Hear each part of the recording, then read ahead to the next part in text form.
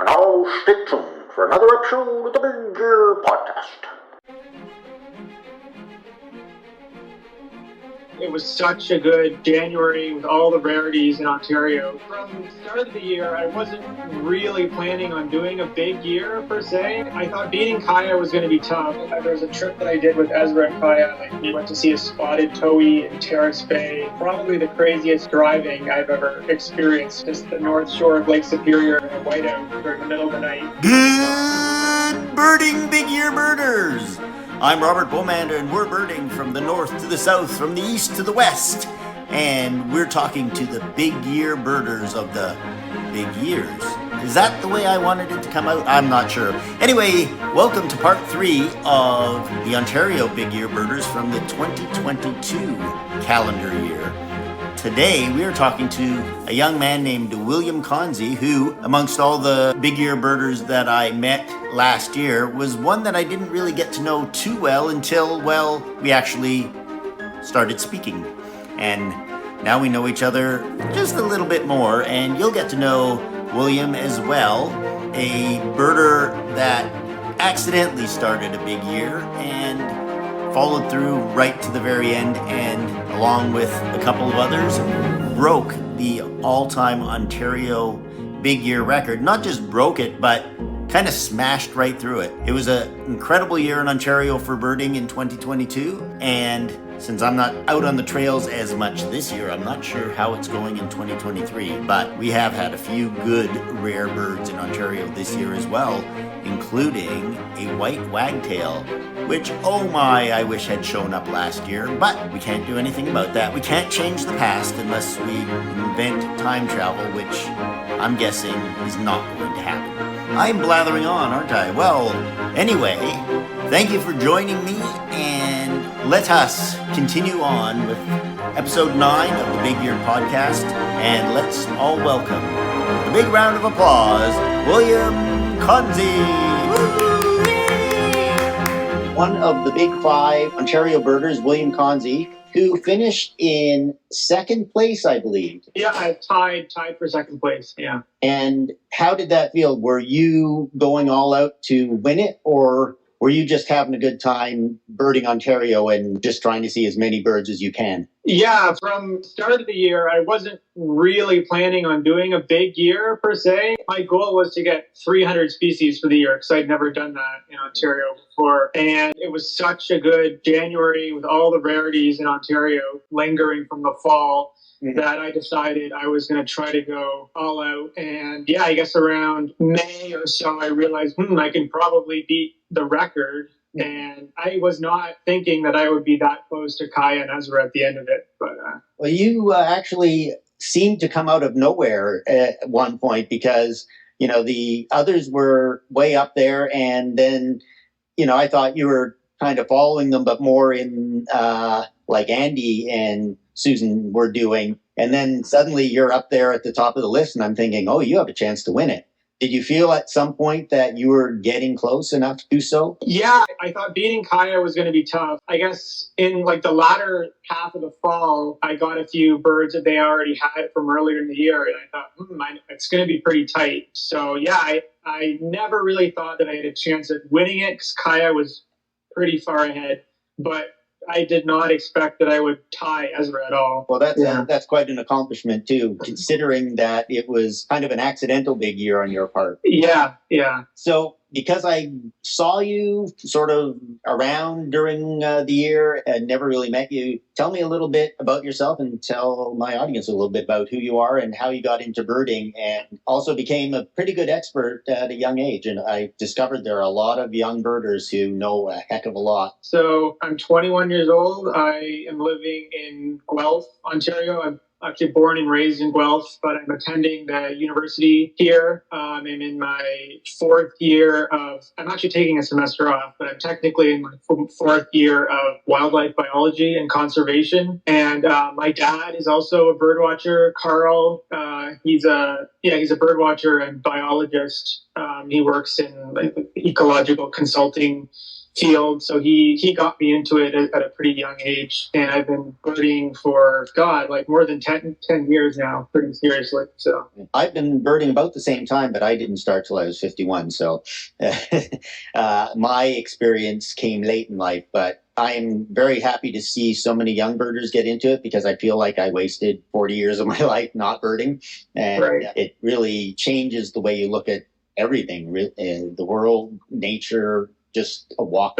It just changes your entire outlook on life. At what point did you find that you wanted a career in birding and conservation and things like that? From a pretty young age, I guess. I was really into like dragonflies and damselflies for a while when I was young. That kind of came before birds, and like perps and snakes and turtles and stuff like that. So yeah, since I was pretty young, maybe like 8 or 9 or so.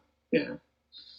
Helped me a lot, because anytime I ran into you guys were the experts and really fantastic at spotting birds, especially when it came to things like cave swallows in the fall. Yep. Was something I didn't have experience with under those circumstances. My experience with cave swallows was basically, you go to Texas, you go to a bridge, and they're cave swallows. But certainly having the expertise to see flyovers and know what you're looking at, did that help with lake watching especially? Yeah, and just for the cave swallows, I got to give a lot of the credit for that to Brandon Holden, because I know Brandon Holden was messaging Kiah back and forth, and he was following this weather system up from Texas, and he was like, go to 50 Point on this day and you will see cave swallows. And we did, and that's what happened. So it was that was pretty remarkable. I thought I got there too late, but then eventually we saw some. Then I went the next morning and saw even more. So it was pretty good.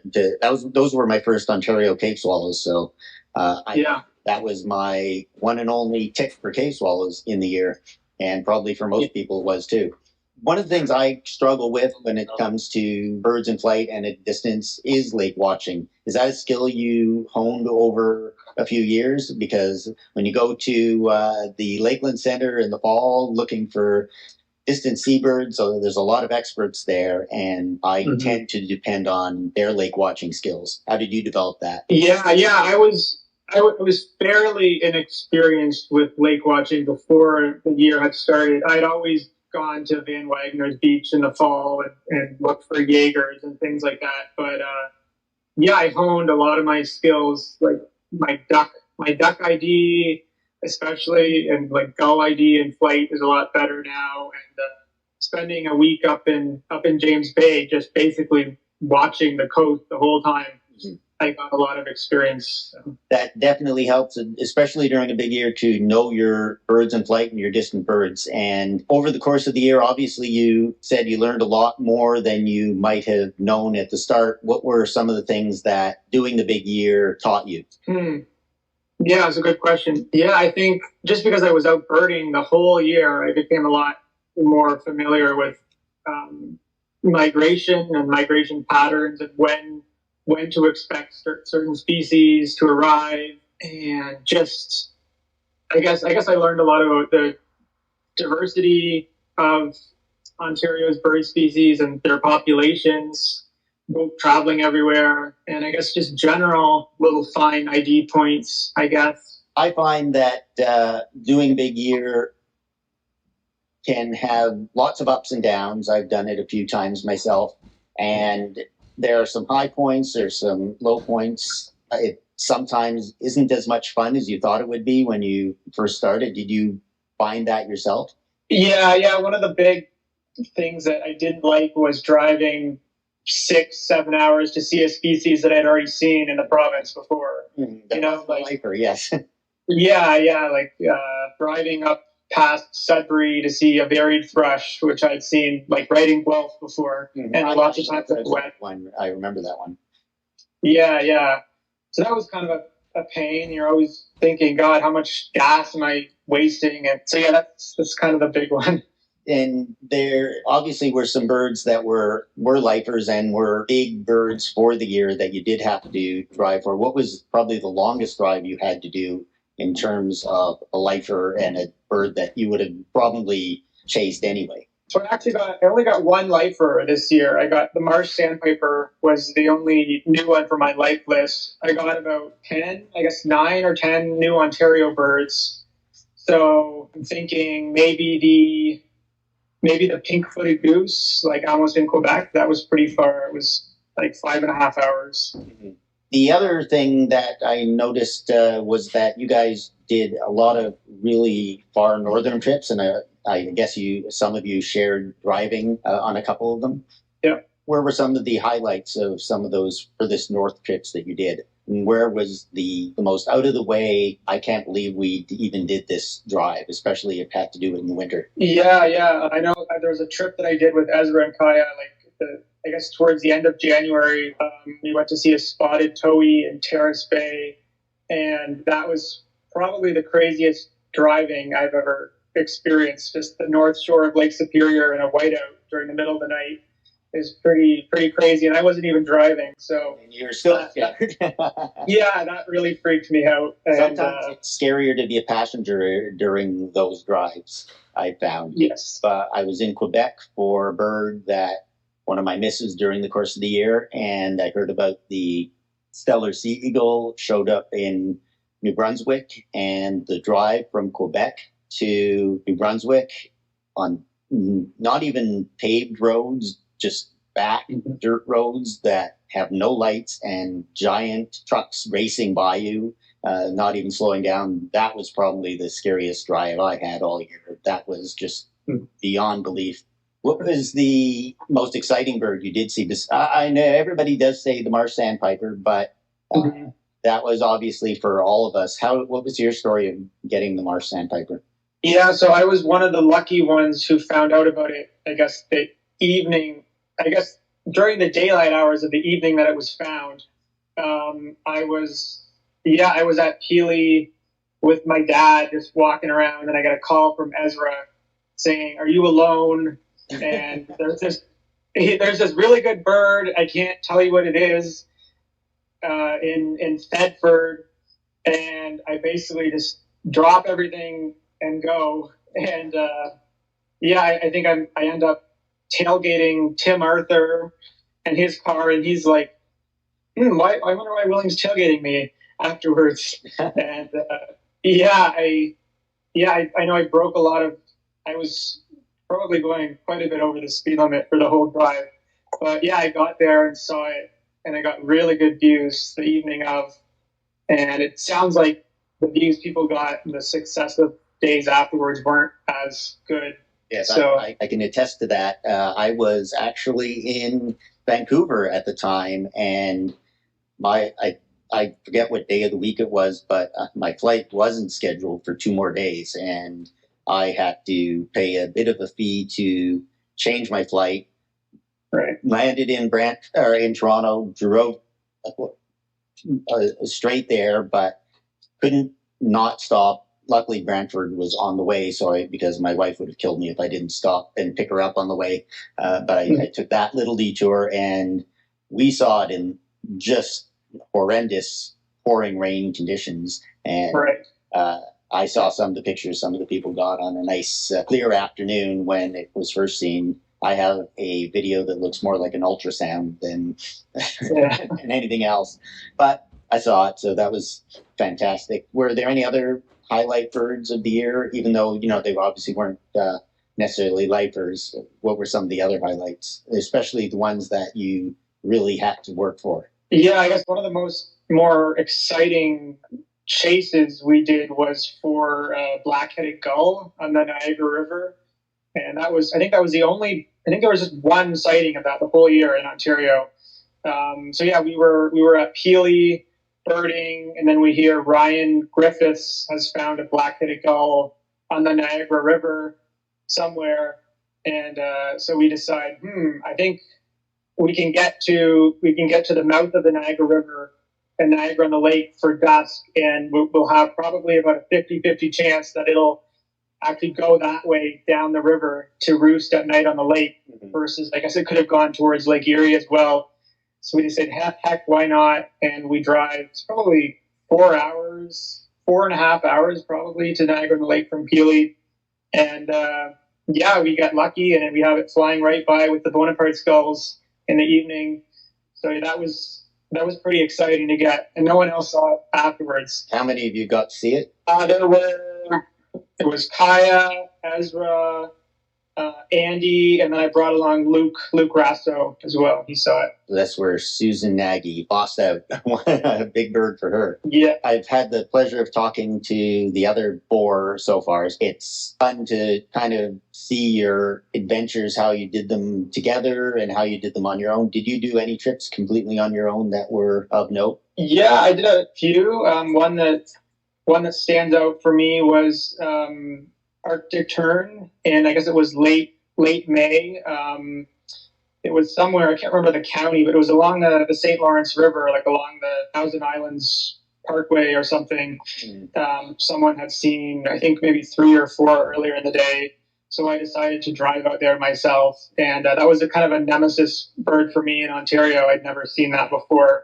So yeah, that felt pretty good. After about half an hour, I finally had one fly by for sure that I could tell was an Arctic. And the nemesis birds are the ones that sometimes haunt you during the course of the year. Did you have a couple of or one nemesis that you didn't get that you felt like I should have had that bird, or that you just wish you could have got the bird? Yeah, there were a couple. I think white-winged dove stands out as the biggest miss for me. I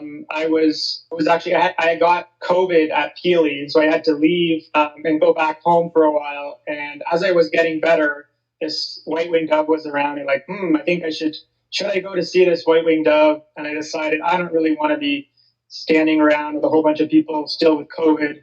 So I decided, I think it'll be around in a week or so. And then, I went back to work at Peely, and it was never, I think it was around for about a week, and then it just disappeared. Was that the one that was in the homeowner's backyard, or was that a different one? Yeah, that was like Durham County somewhere. When I got there, and it was pouring rain, and it was sitting on the fence, and then another 2 birders came in, and just as they came in the backyard, it flew in front of us over the fence, and for the next hour and a half, it didn't show up, and I gave up, and I'm not even sure if it was seen after that. That was, I guess, for a lot of us who did get it, lucky, because we just assumed there was going to be one in Rondeau. Exactly. And I don't know how many years in a row it's been there, and this was the year that it decided not to come. Yeah. There are a couple of Ontario birds, I can't even think of them specifically, that just didn't show up this year. Like the swallowtail kite. Right. Yeah. I think we've had one at least 3 of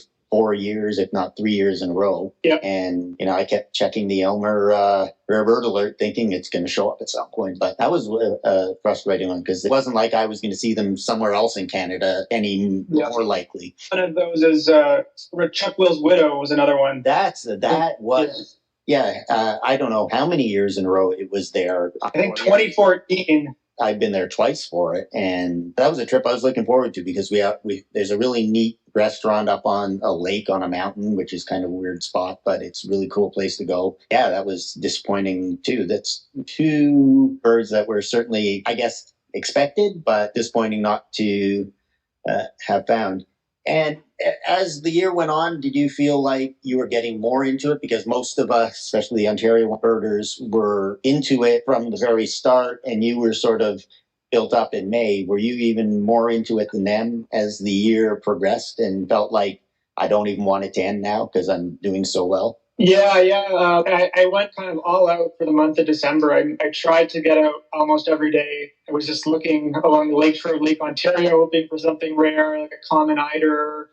And then I was checking sewage lagoons and like fields for gulls, hoping for rare western gulls. And I caught up a bunch on Ezra and Kiah in November and December.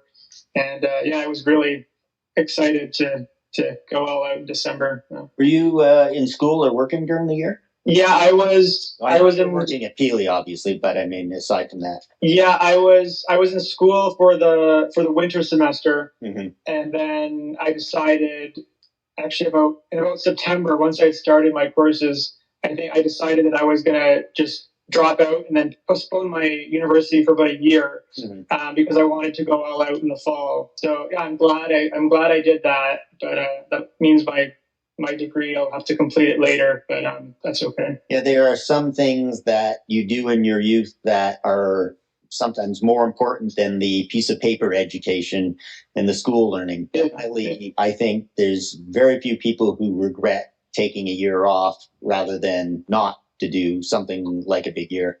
Exactly. How was it for you financially? I know some of the ones I've talked to are working really hard to pay off some credit card bills. I know gas prices from spring through fall really went crazy. So that must have been a difficulty for you as well. But was it something that you had budgeted for, or is it something that you're going to have to sort of make up over time? Mm-hmm. Yeah, I was working a lot of the summer, so I had some funds helping me get through the end of the year. But yeah, in about November, December, I was starting to get low on funds, and I had to dip into some savings a few times. So yeah, it was unexpected, but yeah. But no regrets over the spending of money or the somewhat depleting of the savings? No, yeah, no regrets at all. Yeah. It was worth it. That is fantastic. Do you think that it will have an effect on once you do get out into the workforce in environmental area that you're looking at? Do you think that having done this will be of benefit to you or have an impact on how you see the rest of your life? Yeah, I think so. I think I've just made. I think the big thing that the big year gave me was all these connections that I made with people. I met so many people. I got to know a lot of the young birders better. So yeah, I think the connections kind of was a big one for me.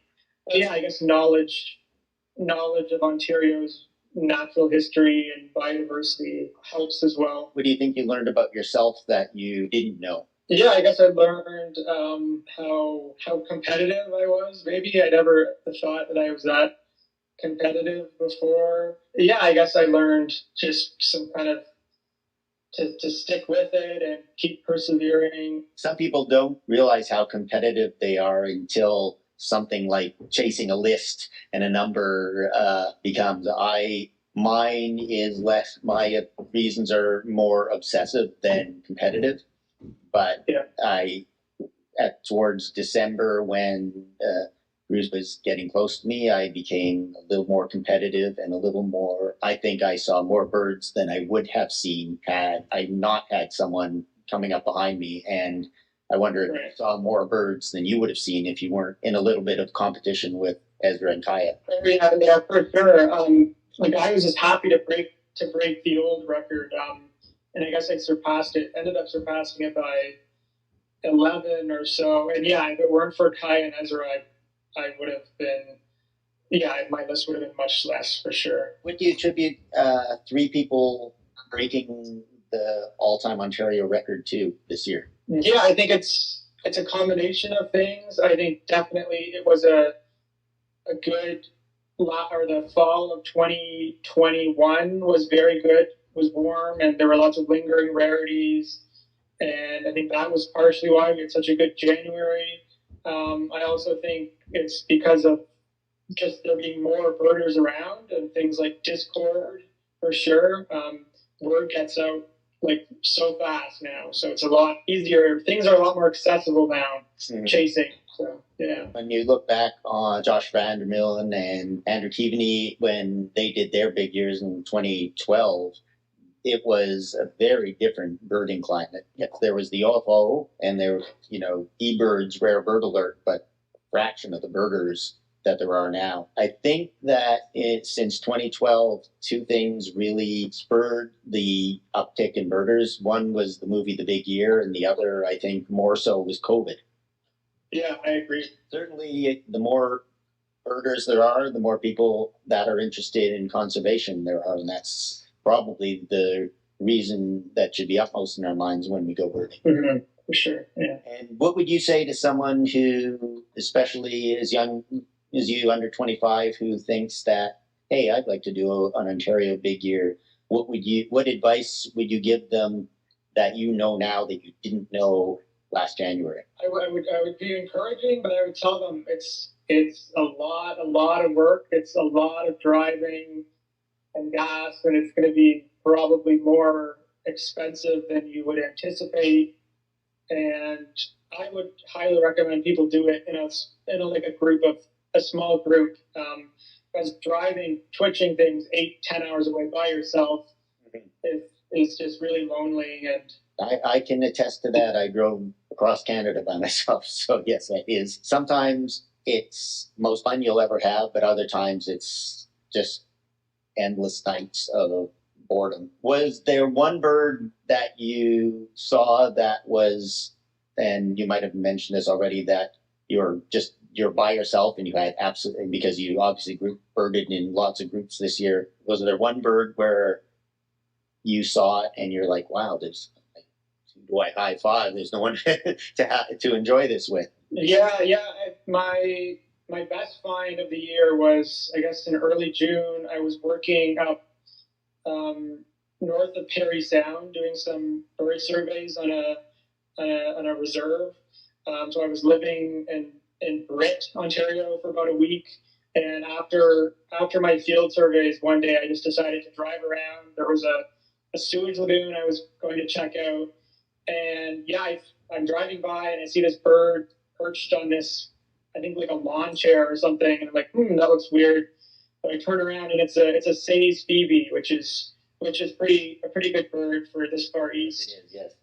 Yeah, and it was evening. It was about 5:30 or 6 at night, and I posted it right away, but no one could really get there in time to see it before dark. And I ended up being the only one to see it. I went back the next day, couldn't find it. So that's pretty special. It's nice that you can have the ability to alert people to it, but sometimes there's something special about being the only one that saw it. Yeah. And how did your family feel about you doing this? They were always very supportive. Yeah, I think a little bit shocked, I guess, how all out I went, but they were always very supportive and always very interested. So I'm glad I had that. Were there any family events, or like whether it was Christmas or Easter or anything, a birthday, where you got an alert and you just gotta go? Did that happen at all? Yeah, I guess it happened once. Over Thanksgiving, the tropical kingbird was found in Windsor. I think it was Thanksgiving Monday, maybe, that it was found, and I was just about to go off to have Thanksgiving dinner with family in Kitchener, and I said nope, can't do that. And so yeah, I did. I missed that. That was a bit important bird, and I assume the magnificent frigate bird was still alive when you got there. Barely, but yeah. I got there early enough to see it moving around and move its wings and move its head, but then I also stuck around to watch it get euthanized, which was a little bit tougher than I expected it to be. And well, thank you very much. It's been a pleasure talking to you. It's been a pleasure talking to all the big ear birders. Thanks a lot. Appreciate it. Yeah, thanks. Yeah, I very much appreciate this call. Yeah. All right, take care. Bye-bye. Yeah, bye. And there you have it. Another episode of the Big Ear Podcast in the books. Well, thank you, Walter. And thank you for joining me on another episode of the Big Ear Podcast. And a special thanks to William Konze for joining me for this episode. Upcoming, we have 2 more episodes of the Ontario Big Ear series, including our next guest, Ezra Campanelli, and we will finish off with the absolute winner of the Ontario Big Ear in 2022, all-time record holder, Kiah Jasper. As I am recording this, it is the dog days of August. Some of the By the way, folks, this is the 10th attempt at recording the extra of this podcast, so bear with me. Wouldn't you love to hear the outtakes? So if you're listening to this in August of 2023, it is the dog days of birding, as usual. Hot and tough to find birds. Either we've seen them all or we're just waiting for rarities and fall migration. Egad's fall migration is just around the corner. The end of summer, the end of the dream. So thank you for joining me, and as always, may the birds be with you.